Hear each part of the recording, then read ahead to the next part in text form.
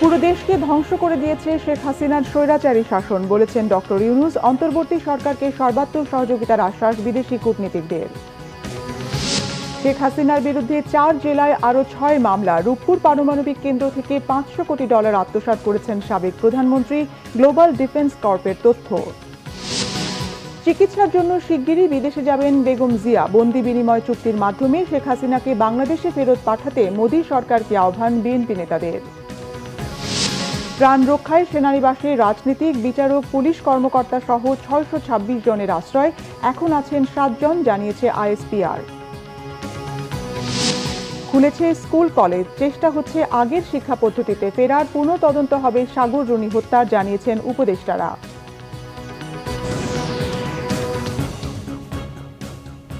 দেখছিলেন সংবাদ শিরোনাম, এবারে বিস্তারিত। প্রধান উপদেষ্টা ডক্টর মোহাম্মদ ইউনূস বলেছেন, শেখ হাসিনার স্বৈরাচারী শাসন পুরো দেশকে ধ্বংস করে দিয়েছে। ক্ষমতা চিরস্থায়ী করতে বিচার বিভাগ সহ সব প্রতিষ্ঠানকে দলীয়করণ করেছেন শেখ হাসিনা। তার নিষ্ঠুরতার বিরুদ্ধে ছাত্র জনতা রাস্তায় নামলে তিনি দেশ ছেড়ে পালিয়ে গেলে তখন ছাত্রদের অনুরোধে দায়িত্ব নিয়েছেন বলে জানান ডক্টর ইউনূস। প্রয়োজনীয় সংস্কার শেষে দ্রুততম সময়ে নির্বাচন দেবেন বলেও জানান তিনি। তৈরি পোশাক খাতের সাপ্লাই চেইনে কোনো ধরনের বিঘ্ন সহ্য করা হবে না জানিয়ে কূটনীতিকদের সার্বিক সহযোগিতা চান ডক্টর ইউনূস। রকুনুজ্জামানের রিপোর্ট। রবিবার রাজধানীর একটি হোটেলে অন্তর্বর্তীকালীন সরকার গঠনের আবশ্যকতা ও সমসাময়িক প্রেক্ষাপট নিয়ে কূটনীতিকদের ব্রিফিং করেন অন্তর্বর্তীকালীন সরকারের প্রধান উপদেষ্টা অধ্যাপক মোহাম্মদ ইউনূস। আন্দোলনে হতাহতদের স্মরণ করতে যেয়ে আবেগ আপ্লুত হয়ে পড়েন অন্তর্বর্তীকালীন সরকারের প্রধান উপদেষ্টা doctor Mohammad Yunus. Many hundreds of students have already lost or about to lose their eyesight after rubber bullets were shot at their eyes. And one young people, lovely young people, healthy young person, telling me,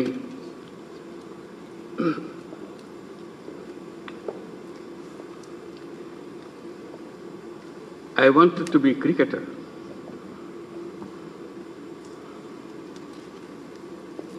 But look what happened to my leg.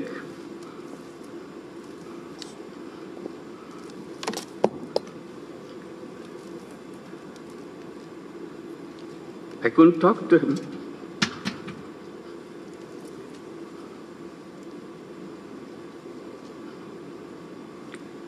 Many such young people, lovely young people, in their efforts to stay in power, Sheikh Hasina dictatorship destroyed every institution of the country. Judiciary is broken. Democratic rights suppressed through a brutal decade-and-a-half-long crackdowns in every way. Elections were rigged blatantly. Generations of young people grew up without exercising their voting rights. They never had an opportunity to go to a polling booth. Banks were robbed with full political patronization. And the state coffer was plundered by abusing power. আন্দোলন চলাকালে হত্যা নির্যাতনের ঘটনায় জাতিসংঘের তদন্তের উদ্যোগকে সাধুবাদ জানিয়ে সর্বতোভাবে সহযোগিতার কথাও জানান প্রধান উপদেষ্টা। বলেন, ছাত্রদের আকাঙ্ক্ষার বাস্তবায়নের মাধ্যমে প্রয়োজনীয় সংস্কার শেষে দ্রুততম সময়ে নির্বাচন দেয়া হবে। The revolutionary students want us to carry meaningful and deep reforms which will turn the country into a real and a thriving democracy. We will hold a free and fair participatory election as soon as we can complete our mandate to carry out the vital reforms in our election commission, judiciary, civil administration, security forces, and media. তৈরি পোশাক শিল্পের supply chain ঠিক রাখা সহ আন্তর্জাতিক সব চুক্তি অব্যাহত থাকার কথাও জানান প্রধান উপদেষ্টা। We want an impartial and internationally credible investigation into the massacre and the subsequent due judicial process. We will adhere to all international, regional, and bilateral instruments it is party to. পরে সংবাদ সম্মেলনে কূটনীতিকদের কাছে অন্তর্বর্তীকালীন সরকার প্রধানের এই প্রথম briefing নিয়ে বিস্তারিত জানান তার প্রেস সচিব শফিকুল আলম। স্টুডেন্টদের যে ডেমোক্রেটিক যে অ্যাসপিরেশন, তারা যে বাংলাদেশকে চায়, সেটা উনি ফুলফিল করার চেষ্টা করবেন। উনি বলেছেন যে বাংলাদেশ যতগুলো ইন্টারন্যাশনাল এগ্রিমেন্ট করেছে বা যতগুলো ইন্টারন্যাশনাল লিগ্যাল অব্লিগেশন আছে সবগুলো ফুলফিল করবে। ওয়াল ক্লদিং সাপ্লাই চেনের আমরা একটা কি প্লেয়ার, এইখানে কোনো ডিসরাপশন টলারেট করা হবে না। উনি সিভিল অ্যাডমিনিস্ট্রেশনের কথা বলেছেন, সিকিউরিটি ফোর্সের কথা বলেছেন, জুডিশিয়ারি রিফর্মের কথা বলেছেন এবং মিডিয়া রিফর্মের কথা বলেছেন। রকুনুজ্জামান, বাংলা ভিশন, ঢাকা। ছাত্র আন্দোলনে শিক্ষার্থী নিহতের ঘটনায় সাবেক প্রধানমন্ত্রী শেখ হাসিনা, সড়ক পরিবহন ও সেতুমন্ত্রী ওবায়দুল কাদের ও সাবেক স্বরাষ্ট্রমন্ত্রী আসাদুজ্জামান খান সহ একাধিক আওয়ামী লীগ নেতার নামে মামলা হয়েছে রংপুর, জয়পুরহাট ও নারায়ণগঞ্জে।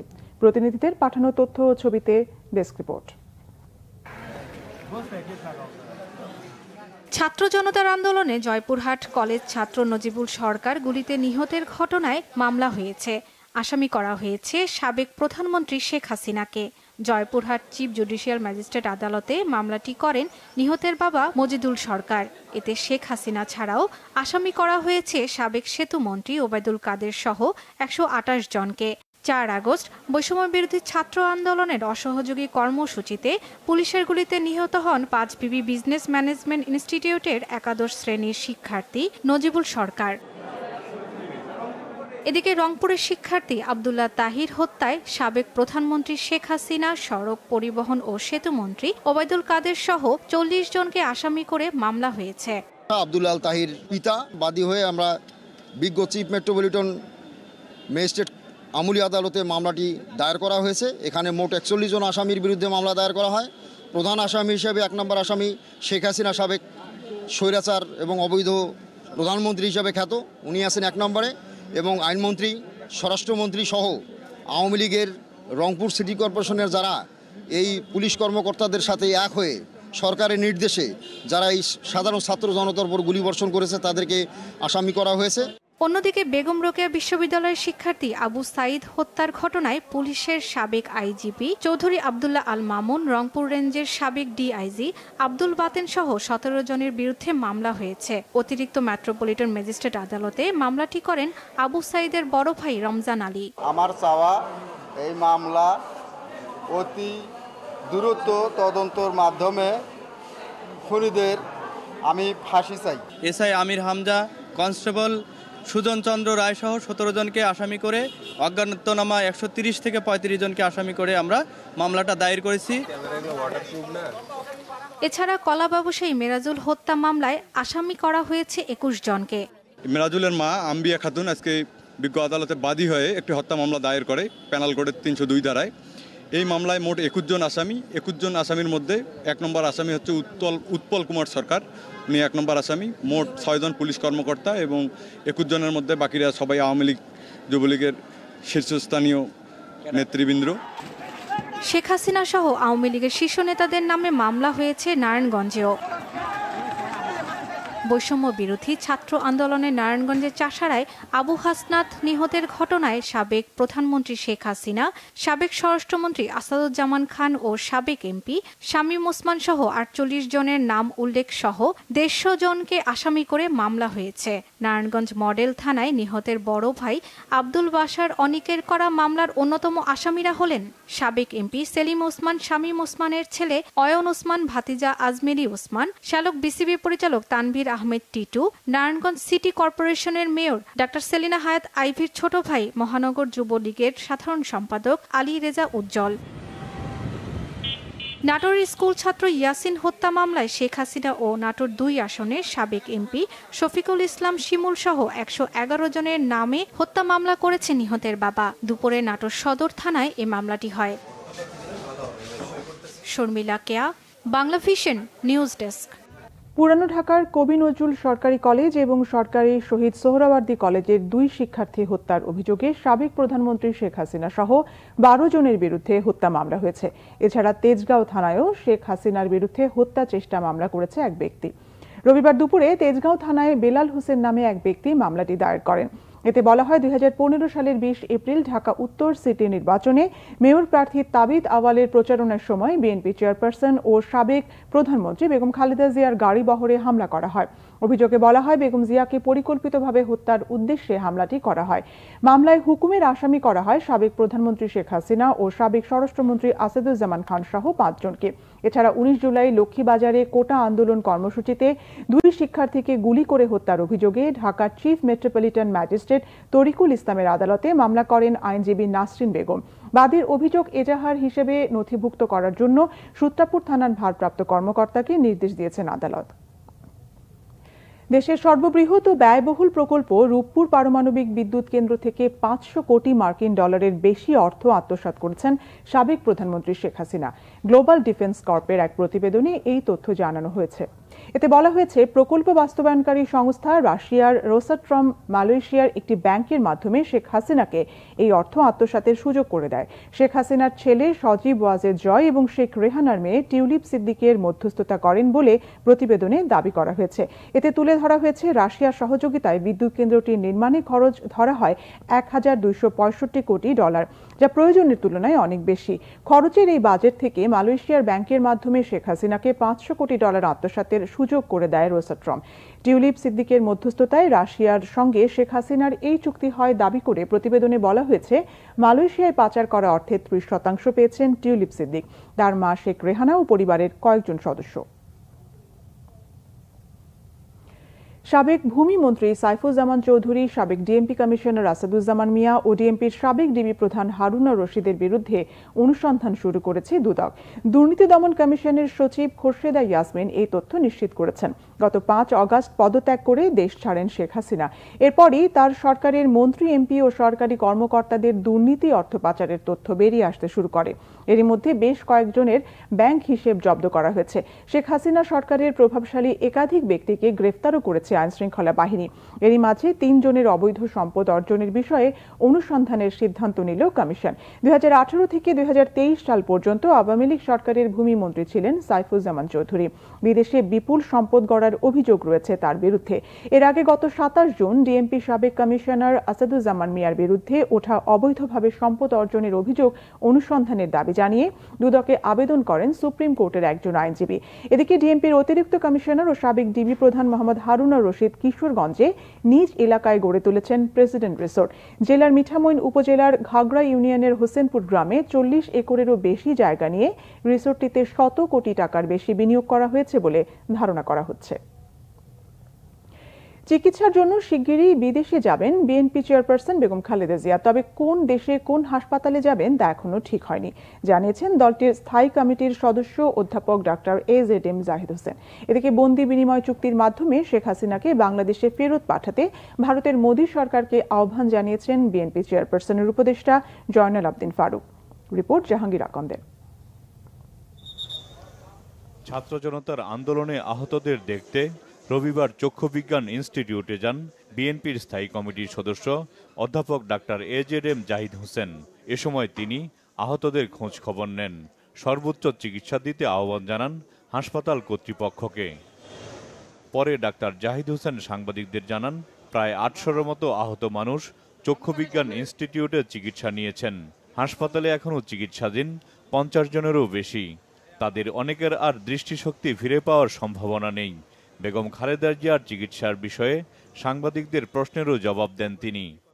এটি একটি প্রক্রিয়ার মধ্যে আছে, এখন পর্যন্ত দেশ এবং কোন প্রতিষ্ঠান এটি ফাইনালাইজ হয় নাই, কারণ ওনার এটা আমরা বলি ডাক্তারি ভাষায় গ্লোবাল ইভ্যালুয়েশন। গ্লোবাল মিনস হচ্ছে 360 ডিগ্রি ইভ্যালুয়েশন, অর্থাৎ সকল কিছুর ওনার এই যে দীর্ঘ সময় কারান্তরীণ ছিলেন, বিভিন্ন অসুখ আপনাদেরকে আমরা বিভিন্ন সময় বলেছি, উনি খুব সহসাই যাবেন। এদিকে জাতীয় প্রেস ক্লাবে এক মানববন্ধনে বিএনপি চেয়ারপারসনের উপদেষ্টা জয়নাল আবদিন ফারুক অভিযোগ করেন, শেখ হাসিনা গত 16 বছর দেশে লুটপাট, দুর্নীতি, গুম খুনের মাধ্যমে ত্রাসের রাজত্ব কায়েম করেছিলেন। ইতিহাসের নির্মম পরিহাস, ছাত্র জনতার গণ অভ্যুত্থানে তাকে পালিয়ে যেতে হয়েছে। কোথায় সালমানের রহমান, কোথায় আনিসুল হক? মুখে ভেঙে কথা বলতে খালেদা জিয়াকে ছাড়া যাবে না।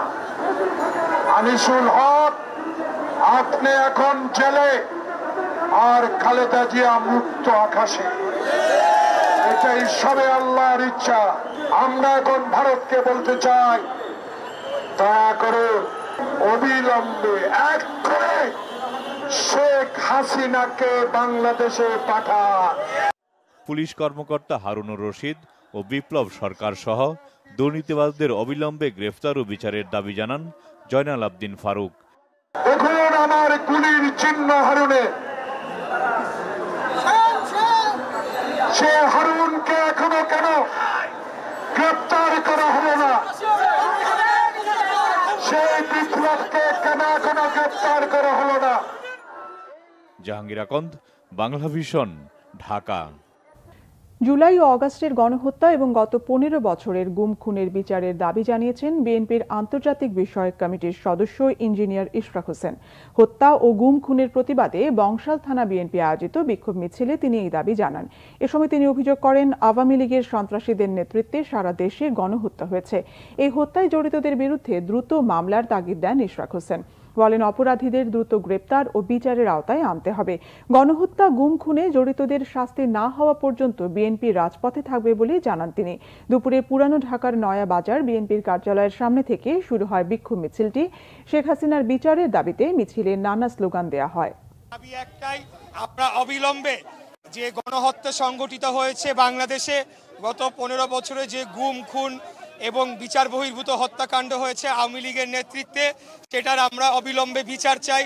এক মুহূর্ত যাতে আওয়ামী লীগের সন্ত্রাসীরা তারা যাতে বাইরে না থাকতে পারে, অবিলম্বে তাদের বিরুদ্ধে মামলা দেওয়া হোক এবং তাদেরকে গ্রেফতার করে তাদেরকে আইনের আওতায় আনা হোক, বিচারের আওতায় আনা হোক এবং তাদের শাস্তি নিশ্চিত না হওয়া পর্যন্ত আমরা রাজপথ ছেড়ে যাব না। বিচার ব্যবস্থাকে ভুলুণ্ঠিত করা ও গণতন্ত্র হত্যার দায়ে সাবেক প্রধান বিচারপতি ABM খায়রুল হকের আন্তর্জাতিক অপরাধ ট্রাইব্যুনালে দৃষ্টান্তমূলক শাস্তির দাবি জানিয়েছেন জাতীয়তাবাদী আইনজীবী ফোরামের মহাসচিব ব্যারিস্টার কায়সার কামাল। এদিকে ABM খায়রুল হকের বিরুদ্ধে ব্যবস্থা নিতে আইন উপদেষ্টা ও আইন সচিবের কাছে আইনি নোটিশ দিয়েছেন সুপ্রিম কোর্টের আইনজীবী ফাউজিয়া করিম ফিরোজ। এছাড়া প্রতারণা ও জালিয়াতি করে তত্ত্বাবধায়ক সরকার ব্যবস্থার রায় পরিবর্তনের দায়ে সাবেক প্রধান বিচারপতি খায়রুল হকের বিরুদ্ধে দায়ের করা মামলা খারিজ করে দিয়েছে ঢাকার চিফ মেট্রোপলিটন ম্যাজিস্ট্রেট আদালত। এদিকে রায় জালিয়াতির অভিযোগে শাহবাগ থানায় খায়রুল হকের বিরুদ্ধে একটি মামলা করা হয়েছে আজ সন্ধ্যায়। বিস্তারিত গ্যালমান শফির রিপোর্টে। সাবেক প্রধান বিচারপতি ABM খায়রুল হক দেশের 19তম প্রধান বিচারপতি হিসাবে 2010 সালের 1 অক্টোবর নিয়োগ পান। তিনি 2011 সালের 17 মে পর্যন্ত দায়িত্ব পালন করেন। বিএনপির আইন বিষয়ক সম্পাদক কায়সার কামাল গণতন্ত্র হত্যাকারী হিসেবে সাবেক এই প্রধান বিচারপতির বিচার দাবি করেন।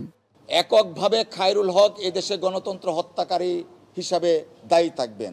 শেখ হাসিনা এবং খায়রুল হক এই দুইজনের বিচার পাশাপাশি করতে হবে। গণতন্ত্র হত্যার জন্য, একনায়কতন্ত্র কায়েম করার জন্য, ফ্যাসিজম কায়েম করার জন্য হাসিনা এবং খায়রুল হক দুইজন সাথী শোল্ডার টু শোল্ডার কাজ করেছে। আইনজীবী সমাজ প্রত্যাশা করে শেখ হাসিনার পাশাপাশি খায়রুল হকের বিচার যেন দৃষ্টান্তমূলক এই আন্তর্জাতিক ট্রাইব্যুনালে হয়। সুপ্রিম কোর্টের জ্যেষ্ঠ আইনজীবী ফাউজিয়া করিম ফিরোজ ABM খায়রুল হকের বিরুদ্ধে ব্যবস্থা নিতে আইন উপদেষ্টা ও আইন সচিবের কাছে রবিবার ডাকযোগে নোটিশ পাঠান। নোটিশে তিনি বলেন, তৎকালীন প্রধান বিচারপতি খায়রুল হক রাজনৈতিক উদ্দেশ্য প্রণোদিত হয়ে তত্ত্বাবধায়ক সরকারের বিধানকে অপ্রাসঙ্গিক ও অসাংবিধানিক বলেন। তার অবসরের 16 মাস পর রায় প্রকাশ করা হয়। আমরা ফর্মার ল কমিশনার যিনি চিফ জাস্টিস ছিলেন খায়রুল হক সাহেব, তার বিরুদ্ধে আমরা একটা দিয়েছি, মানে তার যথাযথ তার বিরুদ্ধে যেন ব্যবস্থা গ্রহণ করে, আইনগত ব্যবস্থা গ্রহণ করা হয়।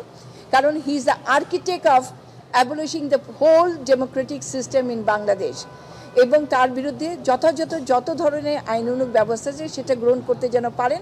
সংবিধানের 13শ সংশোধনী বাতিল করে দেয়া রায় পরিবর্তনের জন্য প্রতারণা ও জালিয়াতির অভিযোগে বিচারপতি খায়রুল হকের বিরুদ্ধে করা একটি মামলা রবিবার খারিজ করে দিয়েছেন ঢাকার CMM আদালতের বিচারক দিলরুবা আফরোজ তিথি। গালমান শফি, বাংলা ভিশন, ঢাকা। প্রাণ রক্ষায় রাজনীতিক, বিচারক, পুলিশ কর্মকর্তা সহ 626 জন সেনানিবাসে আশ্রয় নিয়েছিলেন। এর মধ্যে 615 জন স্ব উদ্যোগে সেনানিবাস ছেড়েছেন, এখন আছেন 7 জন, জানিয়েছে ISPR। আজ আন্তঃবাহিনী জনসংযোগ পরিদপ্তরের ISPR এর সংবাদ বিজ্ঞপ্তিতে এই তথ্য জানানো হয়েছে। সংবাদ বিজ্ঞপ্তিতে বলা হয় 5 অগাস্ট রাজনৈতিক পট পরিবর্তনের প্রেক্ষাপটে সারা দেশে আইনশৃঙ্খলা পরিস্থিতির ব্যাপক অবনতি হয়। এ সময় প্রাণনাশের আশঙ্কায় কতিপয় রাজনৈতিক ব্যক্তিসহ বিভিন্ন নাগরিক সেনানিবাসে আশ্রয় প্রার্থনা করেন। এই প্রেক্ষাপটে জীবন রক্ষা ও আইনের শাসন সমুন্নত রাখার লক্ষ্যে সর্বমোট 626 জনকে বিভিন্ন সেনানিবাসে আশ্রয় দেওয়া হয়।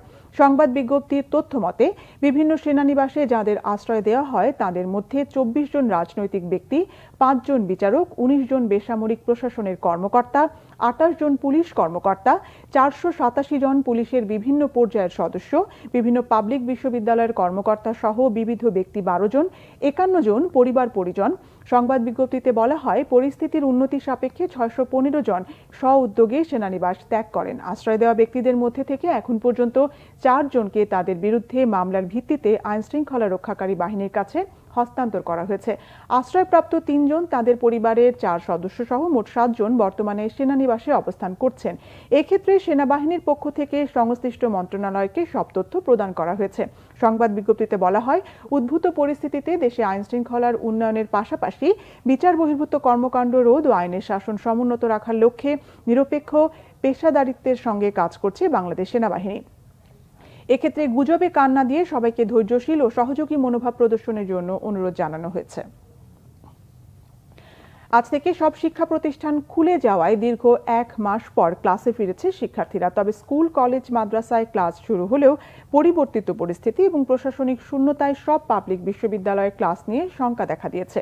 পুরোদমে ক্লাস শুরু হওয়ায় শিক্ষার্থীরা বেশ খুশি। যদিও প্রাথমিক বিদ্যালয়গুলো 14 অগাস্ট থেকে কার্যক্রম চালিয়ে আসছে, তবে শিক্ষার্থীদের উপস্থিতি কম ছিল। শিক্ষকরা বলছেন শিক্ষার্থীদের লেখাপড়ার ক্ষতি পুষিয়ে নেওয়ার চেষ্টা করা হবে। কোটা সংস্কার আন্দোলনের মধ্যে 16 জুলাই রংপুরে আবু সাইদ সহ 6 শিক্ষার্থীর মৃত্যুতে উত্তাল হয়ে ওঠে সারা দেশ। উদ্ভূত পরিস্থিতিতে সেদিন রাতে স্কুল, কলেজ, মাদ্রাসা, পলিটেকনিক সহ সব পাবলিক ও প্রাইভেট বিশ্ববিদ্যালয় অনির্দিষ্টকালের জন্য বন্ধ ঘোষণা করে সরকার। বিশ্ববিদ্যালয়গুলোতে শিক্ষকদের পেনশন স্কিম সংক্রান্ত আন্দোলনের কারণে 1 জুলাই থেকে বন্ধ ছিল। তবে অন্তর্বর্তীকালীন সরকার গঠন হবার পর 15 অগাস্ট শিক্ষা মন্ত্রণালয় আজ থেকে বিশ্ববিদ্যালয় সহ সব শিক্ষা প্রতিষ্ঠান খুলে দেওয়ার নির্দেশনা দেয়। নতুন শিক্ষাক্রম বাস্তবায়ন কঠিন, আগের পদ্ধতিতে ফেরার চেষ্টা করবে সরকার, জানিয়েছেন শিক্ষা উপদেষ্টা ডক্টর ওয়াহিদুদ্দিন মাহমুদ। এদিকে সরকার স্বাধীন গণমাধ্যম কমিশন গঠনের কথা ভাবছে বলে জানিয়েছেন তথ্য ও সম্প্রচার উপদেষ্টা নাহিদ ইসলাম। সাংবাদিক সাগর রুনি হত্যাকাণ্ডের বিচারের নামে প্রহসন হয়েছে বলেও মন্তব্য তার। রিপোর্ট সৈয়দ আব্দুল মুহিতের।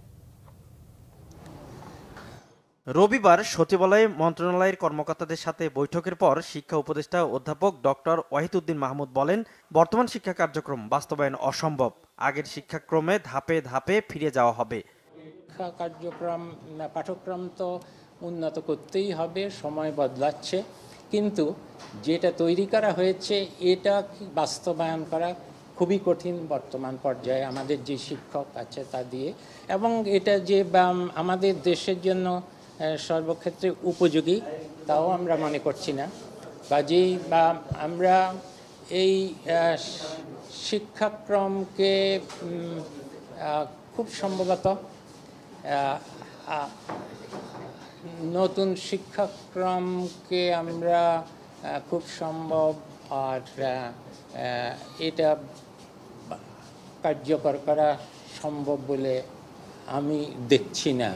তথ্য ও সম্প্রচার উপদেষ্টা নাহিদ ইসলাম আশা করেন গণমাধ্যমকে কাজ করতে হবে দল নিরপেক্ষভাবে। গণমাধ্যম কর্মী আইন সহ সংশ্লিষ্ট আইনে সমস্যা থাকলে সেটি সংস্কারের পাশাপাশি সেন্সর বোর্ড পুনর্গঠনে আশ্বাসও দেন। গণমাধ্যমের স্বাধীনতার কথা ইতিমধ্যে আমি বলেছি। সে বিষয়ে যেই বিদ্যমান যেই আইন এবং বিধিনিষেধগুলো আছে আর সেগুলোতে যদি সংস্কার আনার প্রয়োজন মনে করা হয় সেগুলো আপনাদের সাথে আলোচনার মাধ্যমে আমরা এই বিষয়ে উদ্যোগ নিব। সচিবালয়ে অর্থ বাণিজ্য উপদেষ্টা ডক্টর সালেউদ্দিন আহমেদ বলেন, দ্রব্যমূল্য নিয়ন্ত্রণে উৎপাদন ও সরবরাহ ঠিকঠাক রাখতে সচেষ্ট থাকবে সরকার। আমরা এখন চাচ্ছি আমাদের উন্নয়ন প্রকল্পগুলো সবগুলো ওয়ার্ল্ড ব্যাংক, এডিপি যেগুলো ছিল সেগুলো যৌক্তিক যেগুলো আছে, এটা কোনো কারণে তো আমরা এখনো বন্ধ করিনি। ওরা বলেছে যে আপনারা যদি বলেন আমরা কার্যক্রম করব, আর ভবিষ্যতে আমাদের পাইপলাইনে বা অন্য প্রজেক্ট যেগুলো আমরা ঠিক করব সেগুলো যেন ওরাও সহায়তা করছে, আমরা যতটুকু সম্ভব করব। ওরা খুব পজিটিভ। সৈয়দ আব্দুল মুহিত, বাংলা ভিশন, ঢাকা।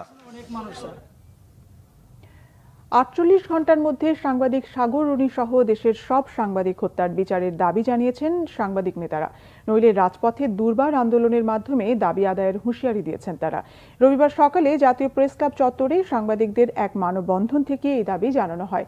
সাংবাদিক হত্যার বিচার ও সাংবাদিক নির্যাতন বন্ধের দাবিতে বাংলাদেশ ফেডারেল সাংবাদিক ইউনিয়ন ও ঢাকা সাংবাদিক ইউনিয়ন যৌথভাবে এই কর্মসূচি পালন করে। সাংবাদিক নেতারা দাবি করেন, আওয়ামী লীগ সরকার সারা দেশে অন্তত 65 জন সাংবাদিককে হত্যা করেছে। এছাড়া নির্যাতন করা হয়েছে কয়েকশো সাংবাদিককে। তারা সাংবাদিকদের নিরাপত্তা ও মর্যাদা দেওয়ার দাবি জানান। ভারতে পালিয়ে থাকা শেখ হাসিনাকে দেশে ফিরিয়ে এনে বিচারেরও দাবি জানান তারা। মানববন্ধনে বক্তব্য রাখেন বাংলাদেশ ফেডারেল সাংবাদিক ইউনিয়নের সভাপতি রুহুল আমিন গাজী ও মহাসচিব কাদের গনি চৌধুরী, জাতীয় প্রেস ক্লাবের সাবেক সাধারণ সম্পাদক সৈয়দ আবদাল আহমেদ ও কবি আব্দুল হাই শিকদার সহ অন্য নেতারা। সভাপতিত্ব করেন ঢাকা সাংবাদিক ইউনিয়নের সভাপতি শহীদুল ইসলাম। আগামী 48 ঘন্টার মধ্যে সাগর রুনির সহ বিশেষ করে সাগর রুনির হত্যাকারীদের গ্রেপ্তার করে বিচারে আওতায় আনতে হবে। অন্যথায় গোটা সাংবাদিক সমাজ জনতা মিলে বৃহত্তর আন্দোলন করে তুলবে। অবিলম্বে সাগর রুনি সহ সকল সাংবাদিক হত্যার বিচার করতে হবে। ফ্যাসিস্ট হাসিনা শিশু হত্যাকারী, গণহত্যাকারী শেখ হাসিনার আমলে 65 জন সাংবাদিককে নির্মমভাবে হত্যা করা হয়েছে। বিশ্বের ইতিহাসে নজিরবিহীন মাত্র 1.5 দশকে 65 জন সাংবাদিক হত্যা। যেখানে যুদ্ধ নাই, যেখানে কোনো অন্য ধরনের কিছু নাই, সেখানে এই শান্তিপূর্ণ দেশে ভাবে হত্যা করেছে। এই সাংবাদিক হত্যার আমরা বিচার চাই। নানা দুর্নীতি, দালালদের দৌরাত্ম্য আর ঘুষের অভিযোগে আক্রান্ত মিরপুরের বিআরটি অফিসে অভিযান চালিয়ে হাতে নাতে বেশ কিছু অনিয়ম ধরেছে বৈষম্য বিরোধী ছাত্র আন্দোলনের নেতাকর্মীরা। এ সময় দালালরা দৌড়ে পালায়। ভবিষ্যতেও ঘুষ অনিয়ম ঠেকাতে নিজেরাই মনিটর করার কথা জানান শিক্ষার্থীরা, আর সকল অনিয়ম বন্ধের প্রতিশ্রুতি দেন কর্মকর্তারা। মহিবুল্লাহ মুহিবের রিপোর্টে বিস্তারিত। আমি আমার ড্রাইভিং লাইসেন্স হারাইছি 2022 সালে। এই কোনো কারণ নেই, কাগজটা নিয়ে আসেন, এখানে একটা সিল মেরে দেবে, সিল মেরে 6 মাস বাড়াবে, আবার আমি 6 মাস পরে আসবো, এসে আবার করব, লাইন দেবো, 500-1000 টাকা ঘুষ দেবো। কেন 2026-এর 30 অক্টোবর পর্যন্ত আপনারা আমাকে টাইম দিচ্ছেন না?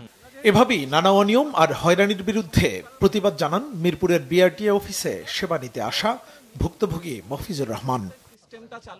রাজধানীর বনানী এলাকার বাসিন্দা ব্যবসায়ী মফিজুর রহমান 2 বছর আগে হারান তার ড্রাইভিং লাইসেন্স। নতুন লাইসেন্স পেতে সে বছরই আবেদন করেন, কিন্তু লাইসেন্স আর পাননি। প্রতিবার 1000 টাকা উৎকোচে আবেদনের কপিতে 6 মাসের জন্য একটি সিল দেয় বিআরটিএ, অথচ তার হারানোর লাইসেন্সের মেয়াদ 2026 সাল পর্যন্ত। আমি এনে গেছি, আরো মানে যতগুলো অফিস আছে উপরে গেছি, সার নাই, এনে গেছি, কয় আমরা জানি না। এটা মানে কোন ধরনের নিয়ম আমি এটা বুঝি না। 118 নম্বরে গেছি, উনি বলছে যে আপনি 1620 টাকা জমা দেন, ব্যাংকে জমা দেন। এখন আমি কি জন্য আমি 1620 টাকা জমা দিব? আমার কথা হচ্ছে এটা, আমি তো তখন টাকা জমা দিয়েই তো আমি এটা পাইছি, তাই না?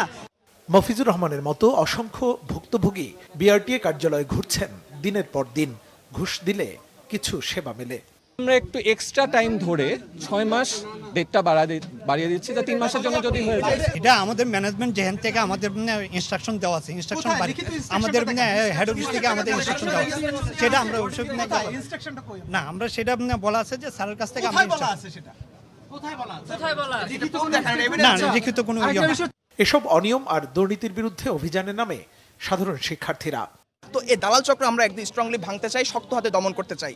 সেক্ষেত্রে আমরা ভিতর যে পরিচালক ছিলেন রফিকুল স্যার, তার সাথে কথা বলছি, তারা আমাদেরকে এই বিষয়ে আশ্বাস করছে, কিন্তু আশ্বাসে আমরা বিশ্বাসী না। আমরা যতক্ষণ পর্যন্ত এটা বাস্তবায়ন হচ্ছে ততক্ষণ পর্যন্ত আমরা রাস্তায় আছি।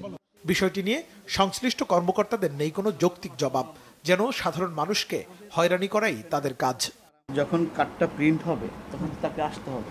আমাদের কাছে কয়েক লাখ কার্ড আছে যেগুলো গ্রাহক নিচ্ছে না, কয়েক লাখ কার্ড। ইতিমধ্যে আমাদের ইতিমধ্যে আমরা সিদ্ধান্ত নিয়েছি এবং আমাদের সদর কার্যালয়ের চেয়ারম্যান মহোদয় নির্দেশনা দিয়েছে যে এতগুলা কার্ড আমরা গ্রাহকের কাছে পৌঁছাতে না পারাতে আমাদেরও এইগুলো ম্যানেজমেন্ট করতে অনেক ভোগান্তিতে পড়ছে আমরা নিজেরাও। সেক্ষেত্রে আমরা ইতিমধ্যে কাজ শুরু করেছি যে গ্রাহকদের ঠিকানায় আমরা পোস্টাল যোগে পাঠাই দেব। এসব অনিয়ম বন্ধ না হলে দুর্নীতিতে জড়িত কর্মকর্তা কর্মচারীদের বিরুদ্ধে কঠোর ব্যবস্থা নেওয়ার হুঁশিয়ারি দিয়েছেন বৈষম্য বিরোধী শিক্ষার্থীরা। মুহিবুল্লাহ মুহিব, বাংলা ভিশন, ঢাকা। বৈষম্য বিরোধী ছাত্র আন্দোলনে সকল শহীদের পরিবারের দায়িত্ব ও আহতদের চিকিৎসার সব খরচ বহন করবে অন্তর্বর্তীকালীন সরকার, জানিয়েছেন সমন্বয়করা। দুপুরে কেন্দ্রীয় শহীদ মিনারে বৈষম্য বিরোধী ছাত্র আন্দোলনে নিহত মোহাম্মদ রিয়াজ ও ইমন আলী নামে দুই শিক্ষার্থীর জানাজায় অংশ নিয়ে সমন্বয়করা এ তথ্য জানান। তারা বলেন, শহীদদের পরিবারের ভাই ও বোনদের সরকারি চাকরি অথবা তাদের পরিবারকে যে কোনো কাজ করার সুযোগ করে দিতে তারা সর্বাত্মক চেষ্টা করবেন। নিহত শিক্ষার্থী রিয়াজ গত 4 আগস্ট জিগাতলায় গুলিবিদ্ধ হয়েছিলেন। ঢাকা মেডিকেলের আইসিইউতে চিকিৎসাধীন অবস্থায় শনিবার বিকেলের দিকে তার মৃত্যু হয়েছে। অন্যদিকে নিহত ইমন আলী গত 4 আগস্ট বিকেলে টাঙ্গাইলের মির্জাপুরের গোড়াইতে পুলিশের সঙ্গে সংঘর্ষের সময় গুলিবিদ্ধ হন। সকালে ঢাকা মেডিকেলের নিবিড় পরিচর্যা কেন্দ্রে চিকিৎসাধীন অবস্থায় তিনি মারা যান। জানাজায় অংশ নেন সমন্বয়ক সার্জিস আলম, আসিফ মাহমুদ ও হাসনাত আব্দুল্লাহ। রিয়াজ ভাই, ইমন ভাই সহ যারা শহীদ হয়েছেন তাদের প্রত্যেকের পরিবারের দায়িত্ব এই অন্তর্বর্তীকালীন সরকার নেবে এবং ভবিষ্যতেও দীর্ঘমেয়াদে তাদের পরিবারের দায়িত্ব সরকার নেবে এবং যারা আহত আছেন তাদের বর্তমান এবং ভবিষ্যৎ সকল ধরনের চিকিৎসার দায়িত্ব ইতিমধ্যেই সরকার নিয়েছে। আগামী 7 দিনের মধ্যে মেট্রো রেল চালু করতে সংশ্লিষ্টদের নির্দেশ দিয়েছেন সড়ক পরিবহন ও সেতু উপদেষ্টা মোহাম্মদ ফাউজুল কবির খান। রবিবার অন্তর্বর্তীকালীন সরকারের সড়ক ও সেতু বিভাগের উপদেষ্টার দায়িত্ব নিয়ে সচিবালয়ে ঊর্ধ্বতন কর্মকর্তাদের সাথে বৈঠকের পর তিনি এই নির্দেশের কথা জানান। তিনি বলেন, এই টেন্ডার হচ্ছে ধোঁকাবাজি, তাই সড়কে যোগ্যদের কাজ দেওয়ার পাশাপাশি সড়ক নির্মাণের বদনাম ঘোচাতে হবে। অনলাইনের নামে ভোগান্তি ও দালাল বন্ধে কার্যকর পদক্ষেপ নিতে বিআরটিএ চেয়ারম্যানকে নির্দেশও দেন উপদেষ্টা মোহাম্মদ ফাউজুল কবির খান। এছাড়াও তিনি জানান, সহিংসতায় ক্ষতি কাটিয়ে ওঠার পাশাপাশি ব্যয় সংকোচন নীতিতে যাচ্ছে মন্ত্রণালয়। ঢাকার প্রধান সড়কগুলোতে গাড়ি থামার জায়গা করে দিতে হবে। শুধু ঢাকাই নয়, যেখানে মানুষের যাতায়াত সেখানেই কর্মকাণ্ড জোরদারের পরামর্শ তার। সড়কের নির্মাণ ব্যয় বৃদ্ধির মধ্যে সর্বোচ্চ বাংলাদেশের এমন বদনাম ঘোচাতে কর্মকর্তাদের সহযোগিতাও আশা করেন উপদেষ্টা। নতুন কোনো বিদ্যুৎ স্টেশন না করেও বর্তমান বিদ্যুৎ দিয়ে 2030 সাল পর্যন্ত চাহিদা মেটানো সম্ভব বলে জানিয়েছেন সিপিডির গবেষণা পরিচালক ডক্টর খন্দকার গোলাম মোয়াজ্জেম। সকালে ধানমন্ডিতে সিপিডির নিজস্ব কার্যালয়ে বিদ্যুৎ ও জ্বালানি খাতের সংস্কার নিয়ে এক সংবাদ সম্মেলনে একথা বলেন তিনি। বিপিসি সহ জ্বালানি খাতের প্রতিষ্ঠানগুলোর গত 5 বছরের অর্থনৈতিক অডিট আন্তর্জাতিক সংস্থা দিয়ে পুনর্মূল্যায়নের পরামর্শ দেন সিপিডির এই গবেষণা পরিচালক। বলেন, এলএনজি আমদানির গুরুত্ব কমিয়ে দিয়ে অভ্যন্তরীণ কূপ খননের দিকে মনোনিবেশ করা উচিত। নতুন সরকারকে বিদ্যুৎ ও জ্বালানি খাত নিয়ে 100 দিনের কর্মপরিকল্পনার তাগিদ দেন তিনি। বিপিসি প্রতিযোগিতামূলক জ্বালানির দাম বলে বাজারে যা ছেড়েছে এটি বড় ধরনের ত্রুটিযুক্ত বলেও মনে করেন তিনি। বিদ্যুৎ ও জ্বালানি খাতে নীতি, আইনগত ও পরিকল্পনাগত সংস্কার জরুরি বলে মনে করে সিপিডি। আওয়ামী লীগ সরকারের 15 বছরে অর্থ পাচার ও লুটপাটে জড়িত দুর্নীতিবাজদের বিরুদ্ধে ব্যবস্থা নেওয়ার প্রতিশ্রুতি দিয়েছেন জাতীয় রাজস্ব বোর্ডের নতুন চেয়ারম্যান আব্দুর রহমান খান। কালো টাকা সাদা করার সুযোগ দেওয়া গ্রহণযোগ্য নয় বলেও উল্লেখ করেন তিনি। রবিবার রাজধানীর আগারগাঁওয়ে এনবিআর কার্যালয়ে যোগদান করে একথা বলেন তিনি। আব্দুর রহমান খান বলেন, অপ্রদর্শিত অর্থ বৈধ করার সুযোগ দিলে দুর্নীতির বিস্তার ঘটে এবং সৎ করদাতাদের মনোবল ভেঙে দেয়।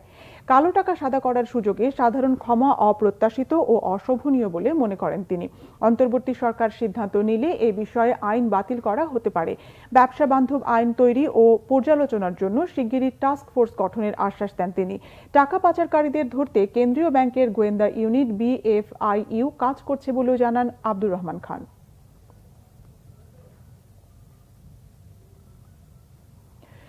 দীর্ঘ 6 বছর পর যুক্তরাজ্য থেকে দেশে ফিরলেন প্রবীণ সাংবাদিক ও মিডিয়া ব্যক্তিত্ব শফিক রেহমান। সাথে ছিলেন তার স্ত্রী তালিয়া রেহমানও।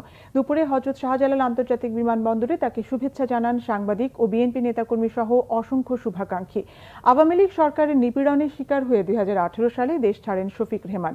দীর্ঘদিন পর দেশে ফিরে সহকর্মীদের কাছে পেয়ে আবেগ আপ্লুত হয়ে পড়েন তিনি। সকলকে বিজয়ের শুভেচ্ছা জানিয়ে প্রবীণ এই সাংবাদিক বলেন, এবার দেশে ফিরে শেখ হাসিনাকে খুব অনুভব করছেন। তাকে একজন বীর পলাতক শ্রেষ্ঠ ও বীর পলাতক উত্তম উপাধিও দেন তিনি। শেখ হাসিনার শাস্তির বিষয়ে শফিক রেহমান বলেন, তার মৃত্যুদণ্ড চান না, তিনি মৃত্যুদণ্ডের বিরুদ্ধে। এবারের আন্দোলনে জীবনদানকারীদের শ্রদ্ধার সঙ্গে স্মরণ করে ক্ষতিগ্রস্তদের পুনর্বাসনের দাবি জানান শফিক রেহমান।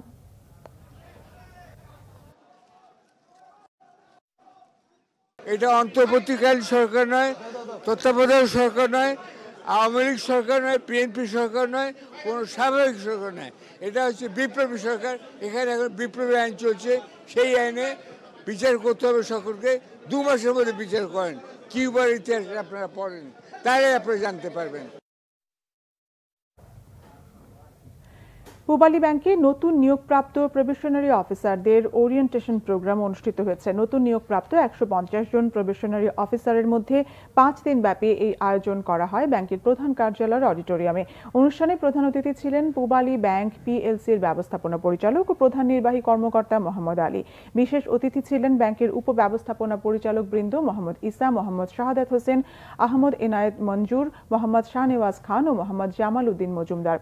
মানব সম্পদ বিভাগের প্রধান ও মহাব্যবস্থাপক ইসমত আরা হক স্বাগত বক্তব্য রাখেন। এ সময় পূবালী ব্যাংকের প্রধান কার্যালয়ের মহাব্যবস্থাপক বৃন্দ এবং ব্যাংকের ঊর্ধ্বতন নির্বাহীরা উপস্থিত ছিলেন। পূবালী ব্যাংকের ব্যবস্থাপনা পরিচালক মোহাম্মদ আলী নবীনদের নিষ্ঠা ও সততার সঙ্গে কাজ করার আহ্বান জানান। বলেন, বাংলাদেশ ব্যাংক ও নিয়ন্ত্রণকারী প্রতিষ্ঠানের নিয়মনীতি মেনে চলার মাধ্যমেই নিজেকে দক্ষ ব্যাংকার হিসেবে সুপ্রতিষ্ঠিত করা সম্ভব।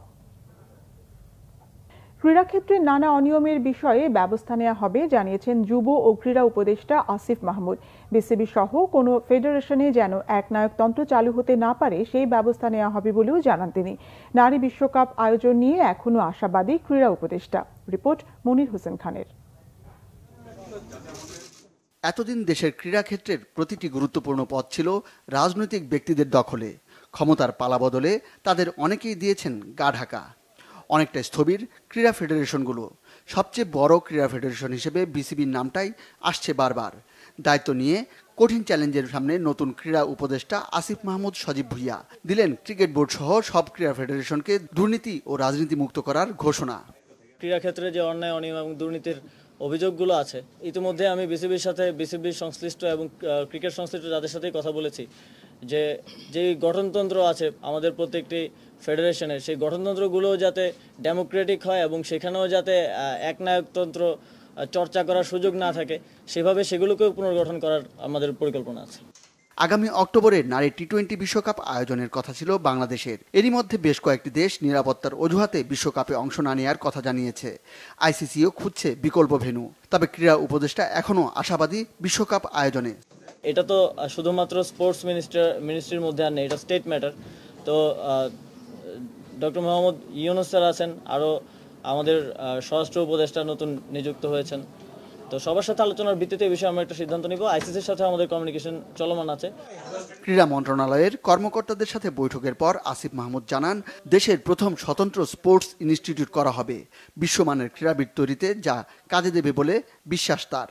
পিক পারফরমেন্সের জায়গায় আমাদের একটা দুর্বলতা রয়েছে, তার জন্য আমাদের স্পেসিফিক কোনো প্রতিষ্ঠান নেই, যে কারণে আমরা আন্তর্জাতিক পর্যায়ে যখন আমাদের অ্যাথলেটরা যান সেখানে আমরা অভিষ্ট লক্ষ্যে পৌঁছাতে পারি না। প্রশিক্ষণ দেওয়ার জন্য স্পোর্টস ইনস্টিটিউট প্রকল্প নেওয়া হয়েছে এবং একই সাথে ক্রীড়াক্ষেত্রে বিকল্প কর্মসংস্থান, যেটা একটা আমাদের দেখা যায় আউটসোর্স করতে হয় স্পোর্টস মার্কেটিং থেকে শুরু করে অনেকগুলো বিষয়, সেগুলোর জন্য প্রশিক্ষণ দেওয়ার জন্য এই স্পোর্টস ইনস্টিটিউট কাজ করবে। ক্রীড়াঙ্গনকে রাজনৈতিক প্রভাবমুক্ত করতে সার্চ কমিটি করা হবে বলে জানান যুব ও ক্রীড়া উপদেষ্টা। ধন্যবাদ। মনির হোসেন খান, বাংলা ভিশন, ঢাকা। এই ছিল এখনকার মতো। পরের সংবাদ রাত 10:30। এর আগে 9টায় রয়েছে নিউজ 20 দেখার আমন্ত্রণ রইল। এছাড়া বাংলা ভিশন সংবাদ ও সংবাদ সংশ্লিষ্ট অনুষ্ঠান দেখতে ভিজিট করুন www.bbnews24.com ও facebook.com/banglavishannews এবং সাবস্ক্রাইব করুন youtube.com/banglavishannews। ধন্যবাদ।